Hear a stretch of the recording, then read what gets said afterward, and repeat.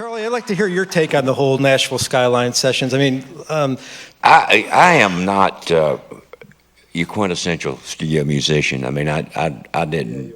Well, I'm not really, because there was certain a lot of stuff I didn't fit on. There's certain things I did fit on. I played with Leonard, of course, and with Bob Dylan, and with Al Cooper, and different people that came around. But basically, there was another guitar player who was booked to play these sessions. There was 15 sessions booked. I was only supposed to play on one, because he could not make the very first session. He was booked on the first session, and I was supposed to do the one, and he was supposed to do the 14.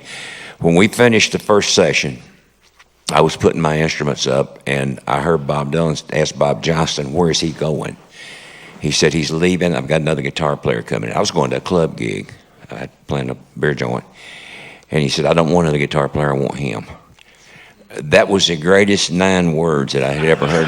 I'm serious. I mean, it was the greatest that I'd ever heard spoken in my life, because it's things like that. It's things like that make you, that encourage you to go on and to go back out on the street and fight the battle and look for that record contract and to stick with it and to write those songs and stay with it no matter what, you know.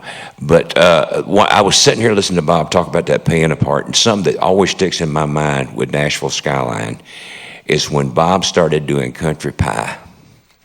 And I had my Telecaster, and Bob had the piano, and he started playing those chords, and Bob started playing. I never forget that. That's my favorite piano part he ever did. And then I came in on the Telecaster. Remember that? And just like old Saxophone Joe, when they got the whole, and but that was the spirit of the thing. I mean, we were having fun. They had 15 sessions booked to do it. How many we used? 7, 8, 9, something like that. No more than that. Yeah, and I mean, and it was over with. It was here and gone. Listen, I'm going to tell you what. But for Charlie Daniels and that telly of his, Nashville Skyline would not have been Nashville Skyline. I mean, this guy was perfect. Got all these talented, God-gifted guitarists in Nashville.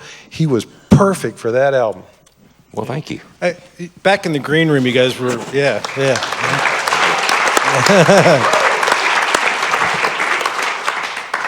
And thank you for loaning us that telly for our exhibit.